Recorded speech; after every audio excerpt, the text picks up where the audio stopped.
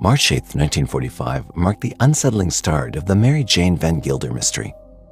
On this day, she abruptly requested to be released from her job, setting a series of unanswered questions into motion. At the time, her 5 children resided with their father, her estranged husband, far away in West Virginia. Her last known mailing address pinned her in Willard, Ohio. From then on, silence enveloped her existence.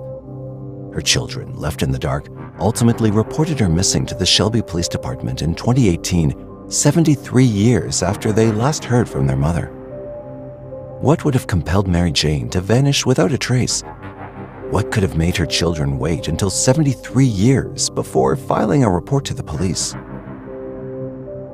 Mary Jane Croft Van Gilder's life, filled with complexities and marked by the echoes of rural American struggles, began in Montana, West Virginia. Born on November 19, 1911, she was the 4th child in a large family of 8 children belonging to John and Anna Croft. By 1920, her family resided in the Winfield district of Marion County, about 10 miles from Fairmont. Her father, John, was a hardworking man, juggling roles as a farmer and a coal miner, reflecting the rugged life of many during that era. On January 29, 1929, a young Mary Jane married James Wesley Van Gilder. They lived in the same Winfield district where she grew up. Over the next several years, their family grew rapidly. Their first child, Anna, was born on March 19, 1931. By 1940, Mary Jane and James had expanded their family to include 7 children, although 2, twins Alan and Alice, tragically didn't survive childbirth in 1935. The Van Gilders lived on Prickett's Creek, on land owned by the Van Gilder family. Despite the public strides being made, private life at the Van Gilder household was fraught with difficulties. Family members hinted at a turbulent atmosphere, largely due to James's struggles with alcoholism. This tension took its toll on their marriage, and by 1943, Mary Jane sought a reprieve. She moved into Fairmont, leaving James and the children behind, and found solace in an apartment above the old Fairmont Theater. Mary Jane then reached out to James after her move, proposing that he and the children join her in Fairmont for a new start. James, however, rejected this proposal. By 1943, as the U.S. deepened its involvement in World War II, a booming demand for wartime labor led to significant shifts in the workforce. During this time, the U.S. Army Air Force unveiled plans for a new aircraft supply depot outside Shelby, Ohio, offering numerous job opportunities. Mary Jane Van Gilder seized this chance and moved from West Virginia to Plymouth, Ohio, late in 1943 or early 1944, drawn by both the need to support her family and contribute to the war effort. In Ohio, Mary Jane moved frequently but stayed near Shelby. Her last known address before her disappearance was 311 Woodland Avenue in Willard, Ohio, close to the Army Air Force Depot. She relocated there before March 8, 1945, under circumstances that remain unclear. Throughout her time in Ohio, Mary Jane maintained contact with her family, particularly her eldest daughter Anna, who was by then 14 years old. Despite the physical and possibly emotional distance, she supported her children by sending money, clothing, and war bonds back to West Virginia. However, early in 1945, a peculiar request was made. Mary Jane asked Anna to return the war bonds she'd sent. Anna complied, although she was confused by her mother's sudden change in routine. Strangely, within a month of this unusual request, Anna received another letter from her mother, which included yet another $25 war bond. This correspondence, puzzling in its timing and content, marked the last known contact Mary Jane Van Gilder had with any of her children or other family members.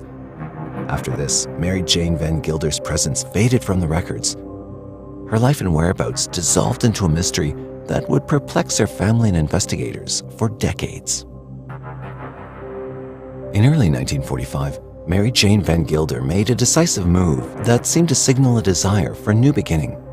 On February 12, 1945, she formally filed a petition for divorce from her husband, James, in the Chancery Records of Huron County, Ohio.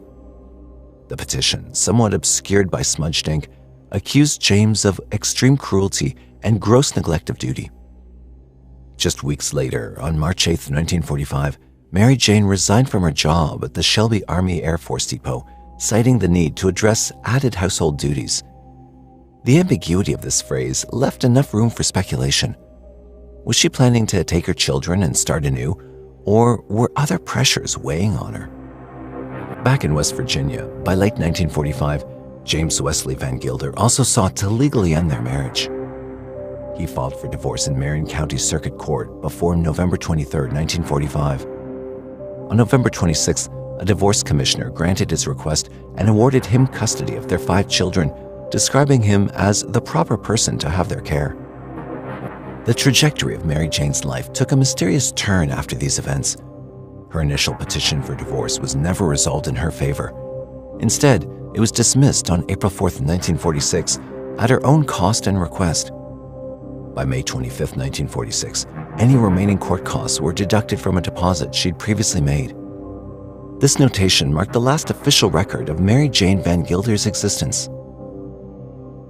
Nearly 4 years after Mary Jane Van Gilder's disappearance, her daughter Anna, driven by increasing curiosity and concern for her mother's well-being, reached out to a towering figure of law enforcement in the country, Director John Edgar Hoover of the Federal Bureau of Investigation. The initial correspondence between Anna and Director Hoover from late 1949 was lost, but a follow-up letter from Anna, dated January 3, 1950, indicated that the FBI responded promptly. They provided Anna with the last known address of Mary Jane at 311 Woodland Avenue in Willard, Ohio. However, Anna's letter to this address was returned, marked "not at this address." Over the ensuing years, Anna maintained intermittent correspondence with Director Hoover and other officials. Unfortunately, the original letters in the FBI files had deteriorated over time and were difficult to decipher by then. This collection of letters, notes, and a single photograph chronicled Anna's early and increasingly urgent attempts to locate her mother. They had provided investigators with many important clues about Mary Jane's life and disappearance. Despite the FBI's assistance in providing Mary Jane's last known address and formally opening a missing persons file, Director Hoover had to inform Anna repeatedly that the FBI had no jurisdiction to independently investigate the case. He advised Anna to stay in touch with local law enforcement for further action. Following Hoover's advice, Anna reached out to the sheriff of Marion County, West Virginia, who in turn contacted the chief of police in Plymouth, Ohio, as well as the Shelby Army Air Force Depot, the United States Treasury Department, and the Ohio State Highway Patrol. Their collective persistence yielded some results. In 1950, Anna still had the last war bond Mary Jane had sent her in early 1945. A letter from that year stated that the bond had been purchased via the payroll deduction system at the Shelby Depot, where Mary Jane worked until March 8, 1945. Further clues emerged in 1952 from the Shelby Depot, now renamed the Wilkins Air Force Specialized Depot. A letter dated May 20, 1952, from United States Air Force First Lieutenant Edwin Seltzer to Anna, clarified that Mary Jane had indeed left her employment at the depot on March 8, 1945, citing added household duties. Seltzer also confirmed her address during her time in Ohio, including her residence at No. 2 Truck Street in Plymouth, and prior to that at 311 Woodland Avenue in Willard.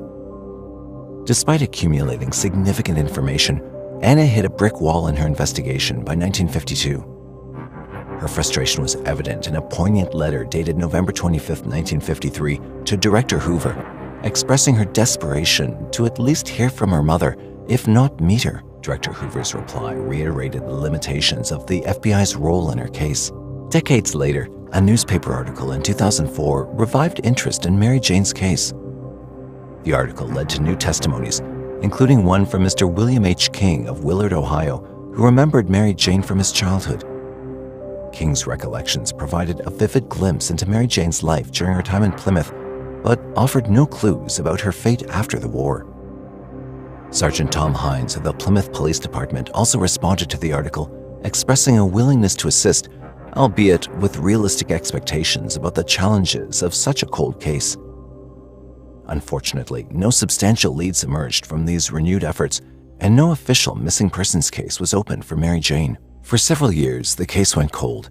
However, in October of 2018, a new breakthrough occurred in the long unsolved case of Mary Jane Croft Van Gilder, who had been missing since 1945. Her granddaughter, Mindy Wilson, approached the Shelby Police Department, compelling them to open the case officially. Shelby Police Detective Adam Turner, the officer in charge, announced that they generated an extensive file on Mary Jane with 107 supplemental reports contributing thousands of pages of investigation. Turner delved into Mary Jane's past during a press conference, detailing her life prior to her disappearance.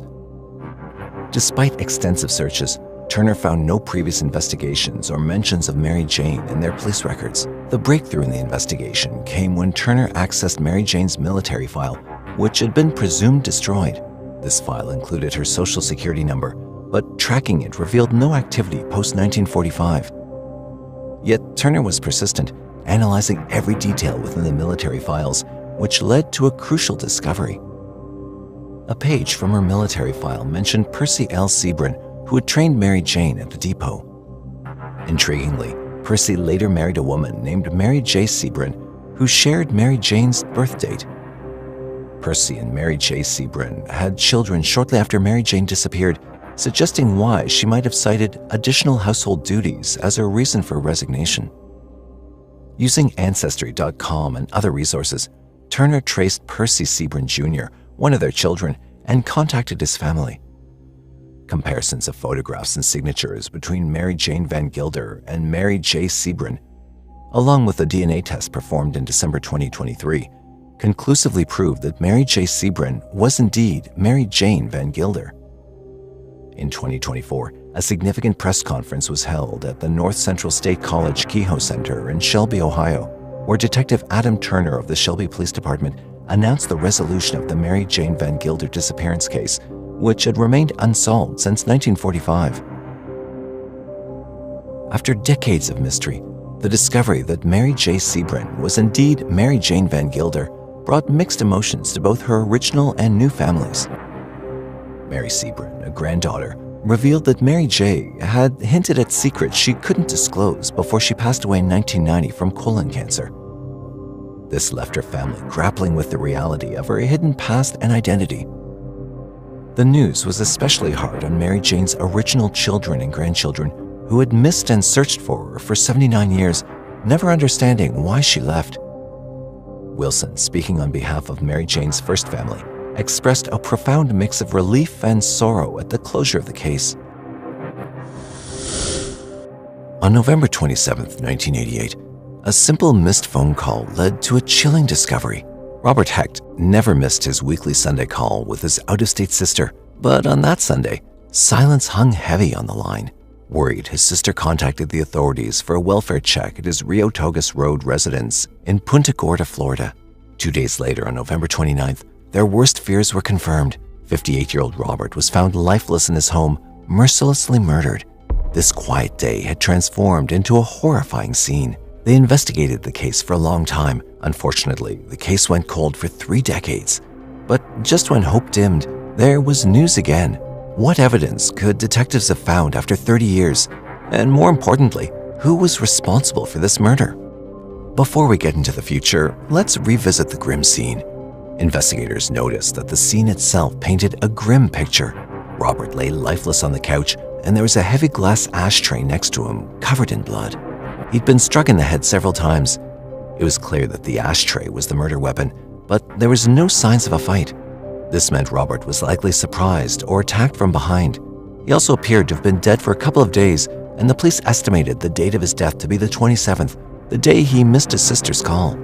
Apart from the weapon, the police found another clue at the crime scene, a single cigarette butt, with potentially big implications. But there was something even more concerning. Robert's brand new Lincoln Town car was missing. It had vanished without a trace and added yet another layer of mystery to this already confusing case. As investigators dug deeper, they tried to trace Robert's movements before the murder. Witnesses claimed to have seen him on the evening of November 26, 1988, just a day before his death. But there was a new face by his side, a man named Ray. Described as a white male with a southern accent, he was an unfamiliar figure to those who knew Robert. The details about Ray were also sketchy at best. Ray claimed to be from Tennessee and Kentucky and had supposedly separated from his wife and was living with his 14-year-old daughter. So who could he be? The more they thought about it, the stranger this encounter seemed. Could he have played a part in Robert's final hours? Investigators pinned down Robert's last confirmed movements. He was seen with Ray at the Fisherman's Village Oyster Bar in Punta Gorda on the evening of the 26th.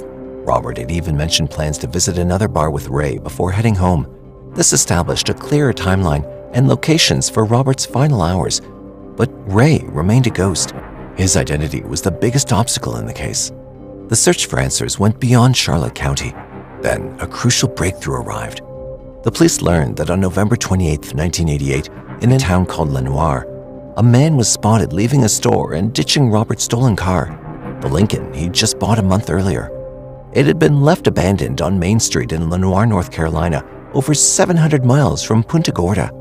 This unexpected discovery not only confirmed the theft of the car, but also suggested a potential escape route for the perpetrator. The car, now in the hands of the Lenoir police, became a key piece of evidence that could hold some important clues. Following the lead of the recovered Lincoln, crime scene investigators conducted a meticulous examination of the vehicle. Their search yielded an important piece of evidence: a single cigarette butt. This discovery was particularly interesting because during their prior investigation of Robert's home, they'd found another cigarette butt near the body. But the one in the stolen car was presumed to belong to the person responsible for the murder. The cigarette butts in his car were a significant find because Robert had a strict rule of no smoking in his car. He never smoked in it himself or allowed anyone else to do so, and this suggested that the cigarette likely wasn't from Robert, but rather a potential breadcrumb left behind by the killer. The investigation was about to take another turn just as detectives were digging deeper into the lead of the stolen Lincoln. A new witness came forward, claiming they saw a blonde woman in the passenger seat of the stolen car. This threw the whole investigation for a loop. Who was this woman?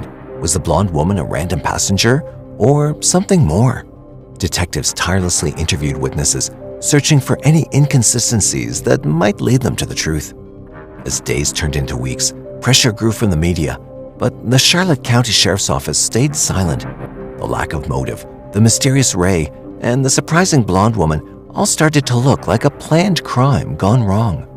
Grief gripped Robert's family as their Sunday ritual turned into a chilling silence. With no new leads to chase and the well of clues running dry, the case eventually turned cold. Yet a question haunted the investigation. Would they ever find Robert's killer? Years passed with the Robert Hecht case lying cold, but hope was reignited in September 2021. Determined to crack the decades-old mystery, Charlotte County cold case detectives re-examined every detail. Witness interviews were prioritized, particularly those focusing on the elusive Ray. While details about Ray's claimed background emerged during the initial investigation, such as him being from Tennessee and Kentucky and separated with a daughter, limitations in technology at the time hindered progress in the investigation. This seemingly normal information wasn't enough to narrow down the suspect pool, but it held the key to unlocking the truth in 2021. With advancements in DNA technology, the cold case detectives saw renewed hope. In September 2021, the evidence was reevaluated. Both cigarette butts were submitted for DNA analysis. And to the detective's surprise, something new was found. DNA from the same person was present on both cigarettes. This discovery was monumental. It confirmed that the person who attacked Robert in his home and stole his car was the same person who smoked the cigarette found inside the vehicle. But a crucial element remained missing: a name for this DNA profile. The detectives, with renewed determination, searched the Combined DNA Index System, a national database for DNA profiles, but their search yielded no results. This meant the perpetrator wasn't linked to any previous criminal activity. Then they took the investigation a step further by submitting the results for a genealogical examination. This innovative technique uses DNA to trace an individual's ancestry, potentially leading to matches with relatives within a database. It was a risk, but it offered a path forward where traditional methods had failed. But the risk paid off. A match was discovered, a family member from Tennessee. Now, with a geographical connection established, detectives conducted interviews, studied family trees, and made direct comparisons with family members. This process, along with what they knew about the 14-year-old daughter mentioned by Ray, finally led them to the man they'd been searching for: Kenneth Ray Miller, who was just 36 when Robert Hecht was murdered. The revelation of Ray Miller's name sent shockwaves through the investigation. Witness interviews were conducted once again, this time with photographs of Ray in hand. The results were chilling. Those who'd previously encountered Ray on that fateful evening of November 26, 1988, positively identified him from the photographs. The identification wasn't the only bombshell dropped by the witnesses. After seeing Ray's image, one witness offered a startling detail. They'd not only seen Ray with Robert on the evening of November 26, but also spotted him in Robert's home the very next morning, November 27th. This proved that Ray wasn't just an acquaintance. He appeared to be comfortable enough to spend the night at Robert's residence. The witness described seeing him draped on the end of the living room couch, the same couch where Robert's lifeless body was later found. However, a cruel twist of fate emerged. When detectives looked deeper into Kenneth Ray Miller, they found that he'd passed away in 2007 at the age of 55 of natural causes, taking his secrets to the grave. While the identification brought a sense of closure, it also left a void: the unanswered questions surrounding Robert's final moments and the motive behind the attack. Despite this setback, the investigation continued, and a background check on Ray revealed a disturbing truth: a past filled with violent crimes. Aggravated battery, burglary, arson, these were just a few of the offenses that were part of his history. This violent streak painted a chilling portrait of the man who had spent his final hours with Robert. On March 22, 2024, after a relentless pursuit of justice spanning over 3 decades, the Charlotte County Sheriff's Office Cold Case Unit officially closed the case. This closure, however, was bittersweet, with the blonde woman not being found and the killer not alive to face justice. It was a closure by the death of the offender, a sad reminder that Ray would never face the consequences of his actions. The case of Robert Hecht stands as a testament of the enduring power of investigative work. Even after decades, advancements in technology and the relentless pursuit of truth can bring closure to families yearning for answers. Though the mystery may not be fully solved, the identification of Kenneth Ray Miller ensures that Robert Hecht's family has some peace.